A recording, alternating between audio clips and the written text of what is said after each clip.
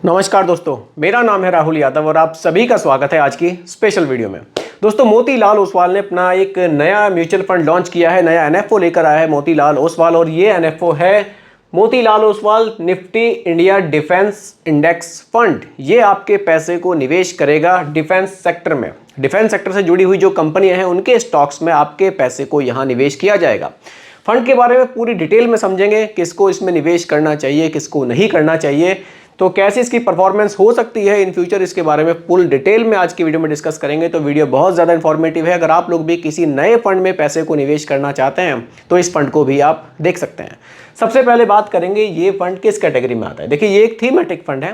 Thematic fund एक particular एक theme में निवेश करते हैं। तो यहाँ जो इस फंड की थीम आपको देखने को मिलेगी वो एक डिफेंस की थीम मिलेगी, यानी कि डिफेंस से जुड़ी हुई जो भी सेक्टर्स हैं, जो भी कंपनीज हैं, उनमें ही ये हमारे पैसे को निवेश करेगा। चलिए आगे बढ़ते हैं और समझते हैं पूरी कैसे इसके फंड की परफॉर्मेंस इन फ्यूचर हमें देखने को मिल सकती है।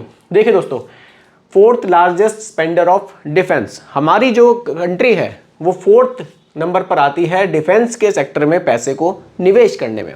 अगर आप थोड़ा सा देखें, पहले तो 2000 में ये 9th नंबर पर आती थी, लेकिन अब ये 4th नंबर पर आ रही है। तो काफ़ी ज़्यादा जो निवेश है वो डिफेंस के सेक्टर में हमारा बढ़ रहा है।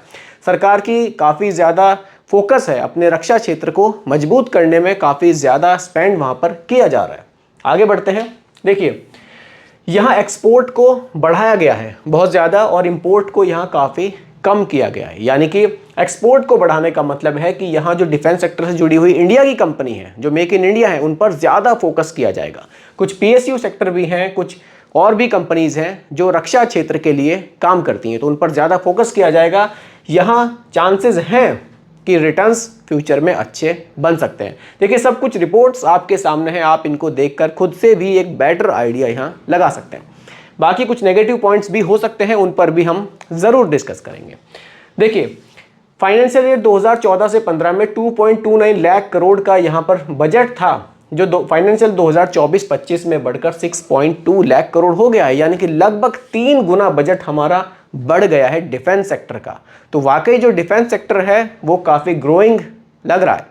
तो आगे बढ़ते हैं, और भी चीज़ें इसके बारे में समझेंगे। चलिए नेक्स्ट स्लाइड पर आते हैं।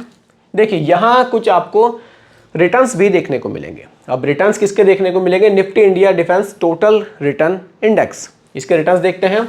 देखिए, रिटर्न्स 1 ईयर 198%, 3 ईयर्स 103.4% और 5 ईयर्स में 77.5% के रिटर्न्स ये फंड जनरेट कर रहा है। ये जो इंडेक्स है वो इतने रिटर्न्स बनाकर दे रहा है। अब देखिए, जो मोतीलाल ओसवाल का ये फंड है, ये जो इसका जो बेंचमार्क है वो यही है। इसका बेंचमार्क आपको यही देखने को मिलेगा। निफ्टी का जो ये टोटल रिटर्न इंडेक्स है, इसी को ये इसका बेंचमार्क है। आगे बढ़ते हैं। देखिए, आप देख सकते हैं निफ्टी 50 टोटल रिटर्न इंडेक्स और Nifty India defence total return index, दोनों के रिटर्न्स को आप यहाँ देख सकते हैं। आप किसी भी ईयर में देखेंगे, देखिए 2021 में आप देखेंगे तो यहाँ 60.9% है और यहाँ निफ्टी 50 के 25.6% है। 2022 में ये बहुत ज़्यादा हो गया था, 2023 में बहुत ही ज़्यादा आपको देखने को मिलेगा और 2024 में 4.2% और 59.7%। तो काफ़ी बड़ा गैप आपको यहाँ देखने को मिलेगा। काफ़ी बढ़िया रिटर्न्स ये सेक्टर जनरेट कर रहा है। आगे बढ़ते हैं थोड़ा सा यहाँ जी, आगे बढ़ते हैं।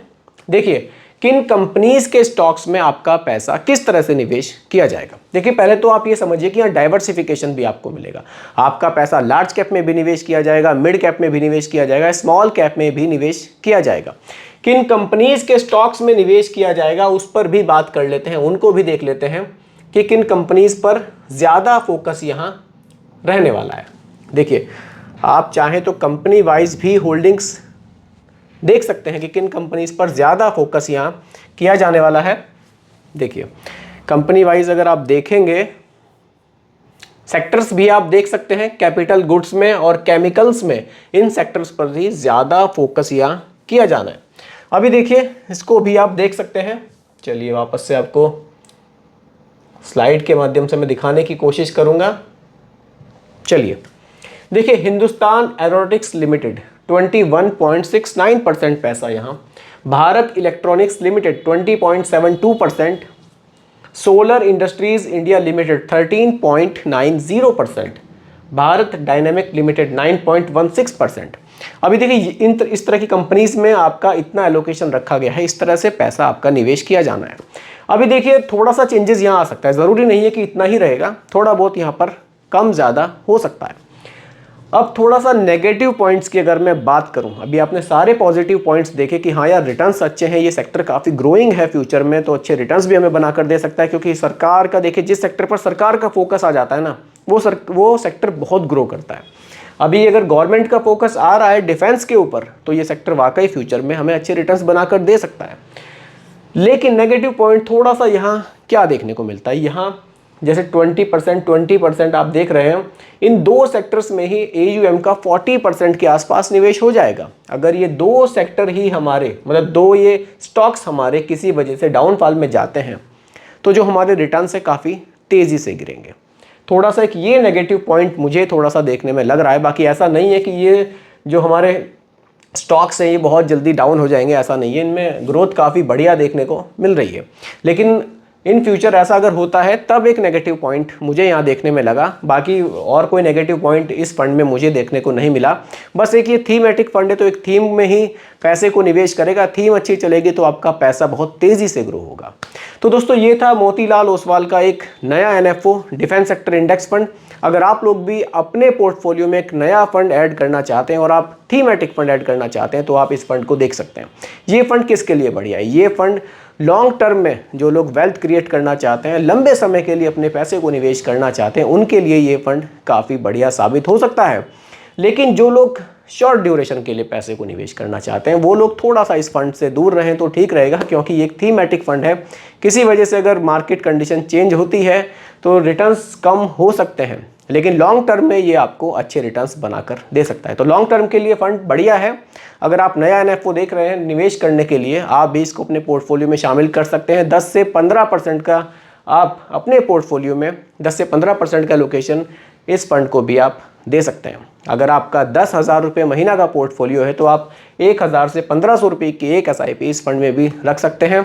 और अगर आप लमसम के थ्रू निवेश करना चाहते हैं, आपका पोर्टफोलियो थोड़ा सा वाइड है, तो कुछ पैसा आप इस फंड में भी लमसम कर सकते हैं।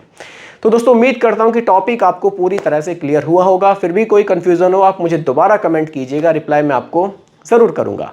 बाकी दोस्तों रिकमेंडेशन नहीं है, केवल एजुकेशनल पर्पस वीडियो आप लोगों के लिए बनाया गया है। वीडियो कैसी लगी कमेंट में ज़रूर बताइएगा, पसंद आई हो तो लाइक शेयर भी कीजिएगा, और मेरे चैनल पर अगर आप नए हैं इसको भी सब्सक्राइब आप ज़रूर कीजिएगा। नमस्कार।